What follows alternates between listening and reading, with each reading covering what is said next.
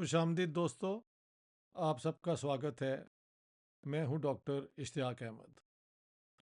हमारी जो सीरीज़ है the language question in the Indian सब कॉन्टिनेंट, उस पे अगली हम फेज़ में आ जाते हैं, जिसमें आर्ग्यूमेंट ये है, पहले जो मैंने दी वो कि बाहर से जो एरियन ट्राइब्स लोग आते गए इंडिया के अंदर, वो अपने साथ औरतें नहीं थे लेके आए। लिहाजा अगर आप डीएनए स्टडी करें और डीएनए के एक फादर की तरफ से डिसेंट होता है, एक मदर की तरफ से डिसेंट होगा, तो हुआ ये कि these Aryan men got hold of local women as the wives. इसीलिए जो आप कह सकते हैं ओरिजिनल जुबान ये बोलते थे, संस्कृत तो ओरल जुबान रही बहुत देर तक, इसका लिखने का फॉर्म बहुत लेट आया है। तो औरतों ने चलो संस्कृत सीखी होगी किसी तरीके से, लेकिन वो जो लैंग्वेज बनी जिसमें ड्राविडियन साउंड भी हैं और बाकी वोकेबलरी भी दूसरी ज़ुबानों से आ जाती है जो इंडिया की पुरानी ज़ुबानें थीं, तो उसको प्राकृत कहा गया। बाद में यही ईस्ट की तरफ से पाली ज़ुबान आई जो बुद्धिज़्म की मेन ज़ुबान बनी। तो आप कह सकते हैं कि सिर्फ जो क्लरिकल पोर्शन है हिंदुइज्म का, जिन्हें ब्राह्मण जो प्रीस्ट होते हैं, उन्होंने जनरेशन आफ्टर जनरेशन औरल तरीके से संस्कृत को प्रमोट किया। आम जुबानें जो यहाँ पे bury because of the mixing Aryan tribes and women, basically Dravidian women. Mohenjo Daro की भी जो जुबान आज तक डिसाइफर नहीं हुई, लेकिन अजम्पशन यही है कि वो एक ड्राविडियन फॉर्म ही थी। इसीलिए ये जो इंडो एरियन ज़ुबानें हैं, संस्कृत उसकी मदर टंग, उसके अंदर कई साउंड, कई तरीके जो हैं, पंजाबी के अंदर, बंगाली के अंदर, सिंधी के अंदर, सराइकी के अंदर और गुजराती आप साथ ले लें, और ये नॉर्थ इंडिया की जो ज़ुबानें हैं, they are all basically Indo Aryan ज़ुबानें, जिनका आप कह सकते हैं कि ग्रामर और ये और वो ये संस्कृत से डिराइव करती है। लेकिन इन ज़ुबानों के अंदर जो साउंड है और जो तरीका है बात करने का, उसके अंदर under layer of Dravidian languages, sounds, and all that is to be found. I I still recommend this book. I think it's a classic. Peggy Mohan, Wanderers, Kings, Merchants, The Story of India Through Its Languages. तो जो लोगों की आम जुबान बनी वो प्राकृतिक आप कह सकते हैं। हाँ जी, उसकी कई फीचर्स थे। कहीं वो ड्राविडियनली स्ट्रांगली उसके अंदर वो आपको मिल जाते हैं फीचर्स, कई जगह पे वो ये इंडो एरियन ज़ुबानों का ही है। इसी तरह जब मुसलमान आए तो यहाँ पे अरबिक ज़ुबान आई, और बाद में जो मतलब एक तो सिंध की इन्वेजन है, साउथ इंडिया में भी कुछ मुसलमान आए, वो वहाँ ही रहे, लेकिन फिर नॉर्थ वेस्ट से गजनी और उसके बाद गौरी और उसके बाद ये सारे जो ट्राइब्स हैं, फिर बाद में मुग़ल जो आए तो उनके साथ उज़्बेक ज़ुबान आ गई, टर्किक ज़ुबानें आई। लेकिन पर्शियन ज़ुबान जो है वो स्टेट के रिकॉर्ड बनने में उसका बड़ा रोल है। मैंने पंजाब के अंदर जो मुसलमानों का आने से पहले जो ज़ुबान थी ऑफिशियल, उसका मैंने रूट ढूंढा, तो ऑफिशियल रिकॉर्ड संस्कृत में लिखे थे, लेकिन आम लोग जो है वो प्राकृत बोलते थे, जो बाद में डेवलप करते करते पंजाबी उसकी फॉर्म बनी। उस पर अलग बात भी करनी पड़ेगी, लेकिन पंजाबी नेशनलिस्ट पीछे पड़ जाता है कि नहीं जी वो तो बहुत पुरानी पंजाबी जो है वो वहाँ पे गंधारा सिविलाइजेशन में भी बोली जाती थी। मैं कहा यार you have never red a book, never made any study. वो पाली थी वहाँ पे, और यहाँ पे प्राकृतिक और इस किस्म की ज़ुबानें थीं। और द्राविडियन लैंग्वेजेस का भी एक, मैंने बताया बलूचिस्तान के अंदर ब्राहुई जो है वो द्राविडियन लैंग्वेज है।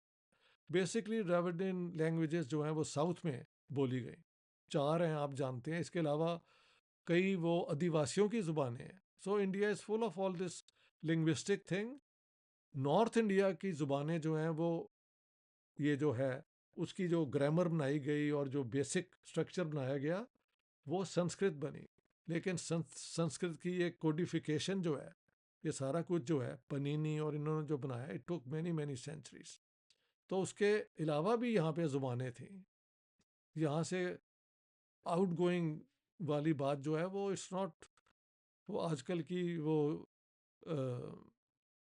आइडियोलॉजी का हिस्सा है, प्रूफ नहीं है। जब आप डीएनए टेस्ट देखते हैं, मैंने खुद बताया मेरे अपना डीएनए जो है वो 93.1% it is South Asian, and South Asian includes Indo Aryan, Indo Dravidian, Indo Tibetan, वो सारे मिक्सिंग कहीं ना कहीं हुई है। 7.6% सेंट्रल एशियन, बिकॉज हमले हुए और पंजाब के प्लेन्स में आके उन्होंने शादियाँ की, औरतों को रेप किया, पता नहीं क्या क्या किया। And then 1.1% West Asian, you can go to Arabia, you can go to Iran, Turkey, ये सारा वो रीजन वेस्ट एशिया का होता है। This is from my father side, ये जो है। लेकिन मदर साइड हर बंदे की इंडियन सब कॉन्टिनेंट में जो है वो एक यहाँ की लोकल मदर है, और वो बेसिकली द्राविडियन जो लोग थे यहाँ के, या और जो भी हैं उनमें से आए हैं। तो जब मसलन पंजाब और ये बाकी इलाकों में मुसलमानों का रूल आया, तो यहाँ पे Arabic became the language of the religious scholars. Turkic बोली जाती थी ये इनके घरों में, लेकिन ऑफिशियल रिकॉर्ड सुल्तानत पीरियड में और उसके बाद खास मुग़ल पीरियड में, जो कि सब टर्किक थे बेसिकली, अफ़गान ट्राइब्स भी थी नो डाउट, वो पर्शियन में थी। आप देखें जो और तो और साउथ इंडिया तक जो वोकेबलरी है ना, ये रेवेन्यू सिस्टम के अंदर और स्टेट रिकॉर्ड के अंदर, वहाँ पे पर्शियन भी है, संस्कृत भी है। So you have to look at the role of language कि उसके अंदर कैटेगरीज बन जाती हैं। हिंदू सोच के मुताबिक ब्राह्मण एक ख़ास कास्ट भी है जिसकी स्पेशलाइजेशन है ये जो वैदिक लिटरेचर है और intellectual production. And then you have Kshatriya, Vaishya, Shudra, and then all the extensions, untouchable, ये वो जिन्हें अब दलित कहा जाता है, वो है। मुसलमानों के अंदर टेक्निकली कोई भी अरबिक सीख सकता है, there is no priestly class. लेकिन जो स्पेशलाइज कर गए वो बाय डिफ़ॉल्ट क्लेम करना उन्होंने शुरू कर दिया कि हमारी मोनोपली है ओवर इस्लाम। तो तकरीबन जिस तरह ब्राह्मणों का क्लेम है कि they are the final word on the Upanishads और वो जो वैदिक लिटरेचर है, एंड सो इसी तरह ये जो उलमा हैं इस्लाम के, थियोलॉजिकली नहीं बट प्रैक्टिकली, क्योंकि दे आर द स्पेशलिस्ट ज़ुबान के, तो वो क्लेम करते हैं कि वो हैं उस ज़ुबान के। आप देखें गुरु नानक जो है वो सिंथेसिस का भी आप पीरियड देखें, उनके कई बयान जो हैं वो अ, ये खड़ी बोली में है, कुछ पंजाबी में भी हैं, कुछ पर्शियन फीचर्स भी हैं जो आदि ग्रंथ में आ गए हैं। तो सिखिज्म ने भी कोई सिर्फ पंजाबी का सहारा नहीं लिया, बाकी सवार गुरु गोबिंद सिंह जो हैं वो तो पर्शियन के स्कॉलर थे। ये सारी चीज़ें उस ज़माने में, इसीलिए रंजीत सिंह ने जब स्टेट बनाई तो स्टेट लैंग्वेज वॉज पर्शियन।